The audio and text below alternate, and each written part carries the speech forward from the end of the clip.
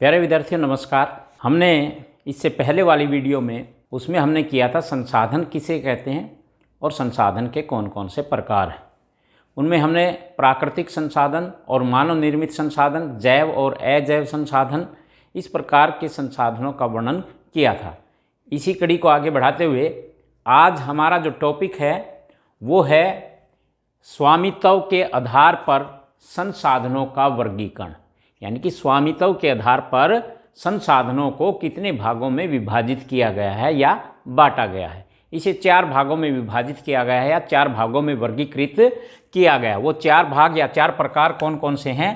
पहला जो प्रकार है निजी अथवा व्यक्तिगत संसाधन, जिस पर एक व्यक्ति का या एक परिवार का अधिकार हो, वो निजी संसाधन कहलाते हैं, यानी कि प्राइवेट रिसोर्सेज किसे कहेंगे? ऐसे संसाधन या ऐसे संसाधनों पर लोगों का निजी स्वामित्व होता है, यानी कि वो स्वयं मालिक उसके होते हैं। जैसे कोई घर है, चरागाह है, चरागाह यानी कि पशुओं को चराने वाला स्थान जहाँ पर घास फूस होता है और पशुओं को चराया जाता है, चरागाह है। बाग बगीचा है या स्वयं का कोई तालाब है, कुओं का जल है, जो स्वयं का अपना खुद का कोई कुआं है उसका जो जल है, आदि अनेकों ऐसे संसाधन हैं जिसका मालिक स्वयं होता है, वो निजी होते हैं उसके। वो गांव में बहुत से लोग भूमि के स्वामी होते हैं और अन्य जायदाद भी उनके पास होती है जिसके वो मालिक होते हैं। ऐसे संसाधनों को हम क्या कहेंगे? निजी स्वामित्व या व्यक्तिगत संसाधन। इसके पश्चात आता है सामुदायिक के स्वामित्व के वाले संसाधन। सामुदायिक यानी कि सब पूरे समाज का या पूरे समुदाय का जिस पर अधिकार हो, उसको हम क्या कहेंगे? सामुदायिक स्वामित्व वाले संसाधन। इन संसाधनों पर पूरे समुदाय या समाज के सभी सदस्यों का, यानी कि पूरे समुदाय के और समाज के सभी सदस्यों का समान अधिकार होता है, उसको हम क्या कहेंगे? सामुदायिक संसाधन। जैसे गांव में सामलात की भूमि होती है, जो साझी भूमि होती है, पूरे गांव का उस पर अधिकार होता है, उसको हम बोलते हैं सामलात भूमि या साझी भूमि, इकट्ठी भूमि जिस पर सभी का अधिकार होता है। इसी प्रकार गांव में चारण भूमि, जैसा अभी चरागाह बोला था, चारण भूमि होती है जिसमें पूरे गांव के पशु वहां पर घास फूस चरने के लिए जाते हैं। एक तालाब भी होता है पूरे समुदाय के लिए, जो पूरा समुदाय उसका इस्तेमाल करता है। शमशान भूमि यानी कि मुक्ति धाम जहाँ जिसको हम बोलते हैं, शमशान भूमि पर भी पूरे समुदाय का अधिकार होता है। और पंचायत घर, प्रत्येक गांव में एक पंचायत घर होता है जिसमें बैठ करके गांव के लोग गांव के हित में निर्णय लेते हैं, या जातीय पंचायत या किसी प्रकार की पंचायतें करते हैं। सार्वजनिक पार्क, जो पार्क होते हैं, नगरों में भी पार्क होते हैं, वो सभी के लिए होते हैं, उसमें कोई भी किसी भी जाति धर्म का व्यक्ति वहाँ पर जा सकता है। पिकनिक स्थल हैं, खेल के मैदान हैं, ये सभी क्या हैं? जिस पर सामुदायिक यानी कि पूरे समुदाय का अधिकार होता है, यानी कि पब्लिक रिसोर्सेज हैं। इसी को हम क्या कहेंगे? सामुदायिक के स्वामित्व वाले संसाधन। उसके पश्चात आता है राष्ट्रीय संसाधन, यानी कि नेशनल रिसोर्सेज। तकनीकी तौर पर देश में पाए जाने वाले जितने भी संसाधन हैं उस पर देश का अधिकार होता है, उस पर राष्ट्र का अधिकार होता है, चाहे वो सड़कें हों, नदियां हों, बंजर भूमि हो या खनन का क्षेत्र हो, तेल उत्पादन क्षेत्र हों, सारे खनिज पदार्थ, जल संसाधन, यानी कि एक निश्चित सीमा के अंतर्गत, एक राष्ट्र की जो निश्चित सीमा होती है उसके अंतर्गत जो भी संसाधन पाए जाते हैं उस पर देश का अधिकार होता है। जैसे रेलवे लाइन है, वन एवं वन्य जीव संसाधन हैं, अर्थात कहने का अभिप्राय है कि राजनीतिक सीमाओं के अंदर सारी भूमि और समुद्री मील, यानी कि जो हमारा समुद्री तट है उसके 22 किलोमीटर अंदर तक यदि कोई संसाधन मिलता है तो उस पर देश का अधिकार होता है।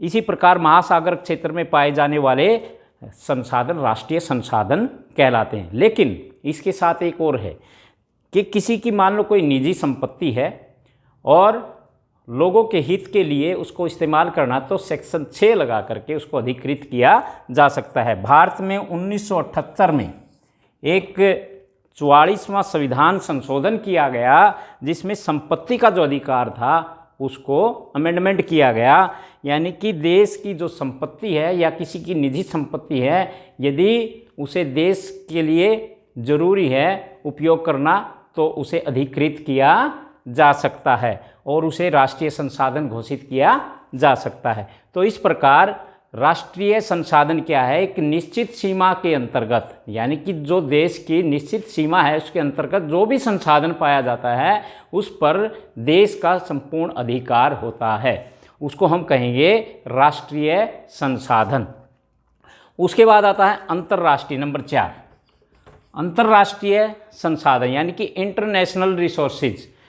तटरेखा से यानी कि समुद्र की तटरेखा से 200 किलोमीटर दूर यानी कि 200 समुद्री मील के बाद खुले महासागर में उसके अंतर्गत आने वाले संसाधन अंतर्राष्ट्रीय संसाधन कहलाते हैं। यानी कि 200 किलोमीटर के बाद जो संसाधन हैं वो अंतर्राष्ट्रीय जो संस्थाएं हैं उनकी अनुमति के अनुसार ही उनका उपयोग कोई देश कर सकता है, या उनकी अनुमति के बिना कोई भी देश उन संसाधनों का इस्तेमाल नहीं कर सकता। उसकी देखरेख कौन करता है, अंतर्राष्ट्रीय संस्थाएं करती हैं।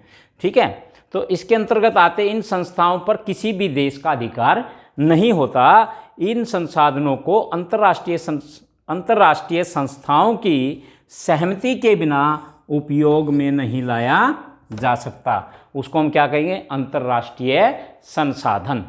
तो इस प्रकार स्वामित्व के आधार पर संसाधनों को 4 भागों में विभाजित किया गया है, 4 भागों में बांटा गया है। प्यारे बच्चों, अब हम करेंगे विकास के आधार पर संसाधनों का वर्गीकरण। विकास के आधार पर भी संसाधनों को 4 भागों में विभाजित किया गया। कितने भागों में, 4 भागों में।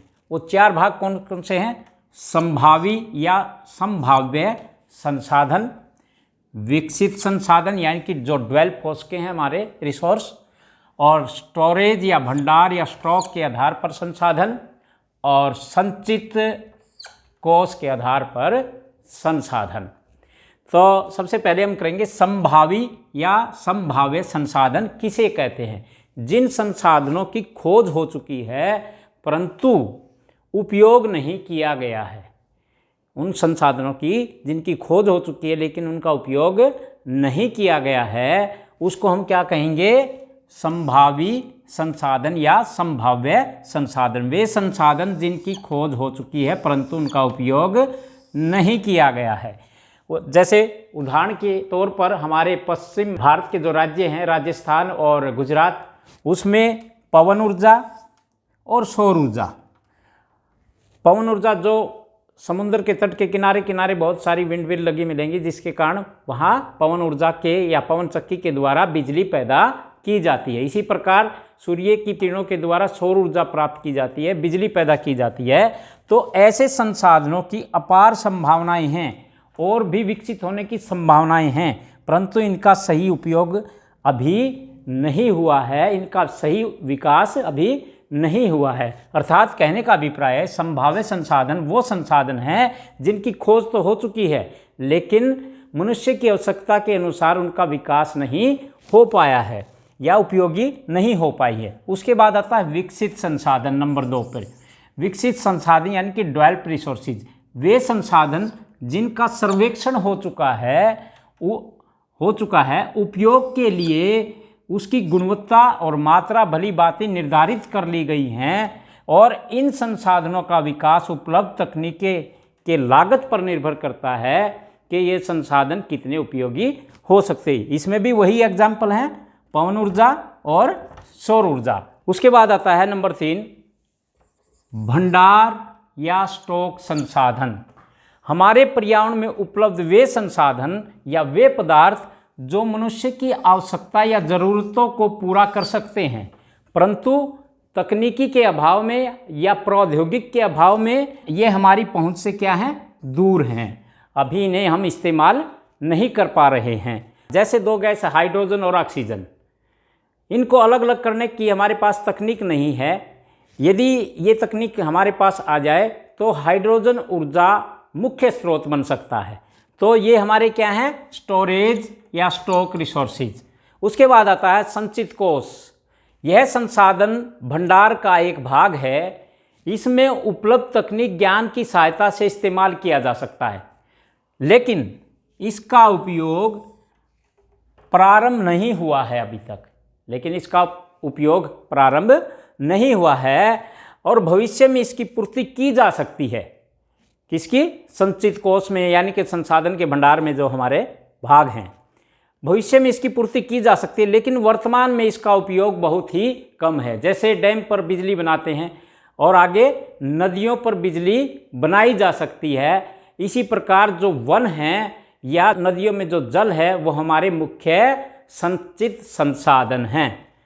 तो प्यारे बच्चों, आज का हमारा ये टॉपिक यहीं पर समाप्त होता है। यदि आपको ये टॉपिक पसंद आया हो तो चैनल को सब्सक्राइब करें, लाइक करें और शेयर करें। आप सभी विद्यार्थियों का बहुत बहुत धन्यवाद।